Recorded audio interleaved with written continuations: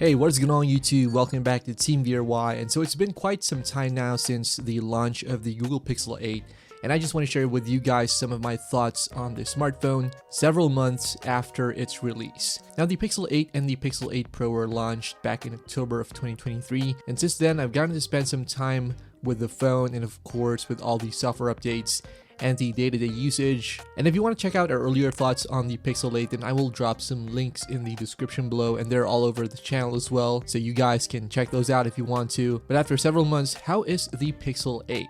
So first things first, as with all the other Pixel phones, the biggest highlight of the Pixel 8 for me is the camera performance. I've taken this thing to a lot of different trips and just used it as my main camera. And yeah, so far the camera performance on the Pixel 8 is consistent. It's definitely a bigger upgrade, especially if you're coming from an older Pixel model like the 6A or the 7A. You can maybe say that there's not much difference with the Pixel 7 given that they both come with very similar hardware, but of course the addition of Magic Editor on the Pixel 8 does make for a bit of added versatility, especially for someone who likes to tinker with photos in post-production. And yeah, we actually have a quick video showing off the Pixel 8 camera performance during our vacation stay in the Philippines, which you guys can of course check out. And yeah, it is a pretty consistent camera experience, especially for an Android smartphone. It has no problem taking shots in broad daylight and even in low light settings. And thanks to the shutter speed, I didn't have much trouble taking photos of moving subjects. One weakness that I'll say, however, is the video quality. Sometimes videos can look inconsistent. I still get some videos from time to time with a bit of grain and pixelation on them, especially if your lighting conditions are less than ideal. So this is of course something to consider if you're someone who takes a lot of video on their smartphones. Maybe you're better off with an iPhone, but in terms of what it can do with regards to video, the Pixel 8 is still a definite step up from older Pixel devices. Battery life has more or less stayed consistent as well. It's not like other Pixel phones that I've used before, especially the 7 and the 6, which did experience a considerable amount of battery degradation and less battery endurance over time. But with the Pixel 8 so far,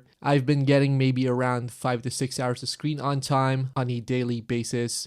Of course, if I use more of the phone for navigation, data use, or high screen brightness, or consistent camera usage, then the battery does tend to drain a bit faster. All in all, with the Android 14 update, I've gotten less battery anxiety with the Pixel 8, unlike with previous Pixels before, such as the Pixel 7, where I would worry about running out of battery before the day is over. So yeah, with the Pixel 8, it's been a better experience overall. There is of course one big consideration, being that Google, or more specifically a Google employee, recently noted that the base model Pixel 8 will be missing out on Gemini Nano, which does cast a bit of doubt on Google's dedication to its plans for mobile AI software. Of course, you could probably argue that the company was clear about certain features being locked away on the Pixel 8 Pro, but given that a lot of its AI features are cloud-based for the most part, it does seem that the Pixel 8 will be able to run Gemini Nano despite the lesser amount of RAM inside. Now, Google wasn't exactly clear what hardware limitations was preventing the Pixel 8 from getting Gemini Nano in the future,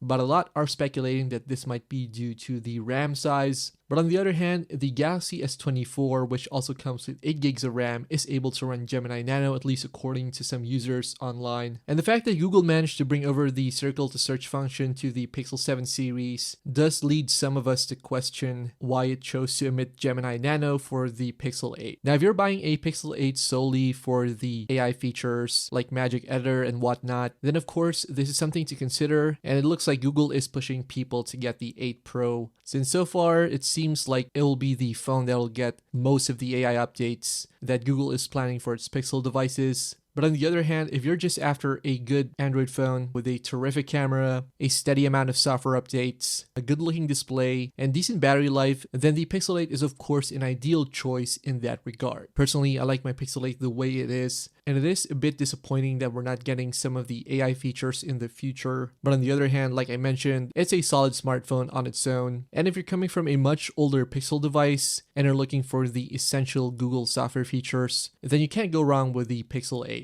Alright guys, so that does it for this quick video. Let us know what you think about the Pixel 8 in the comments below. Don't forget to check out our other content here on Team VRY, and I'll see you guys in the next one.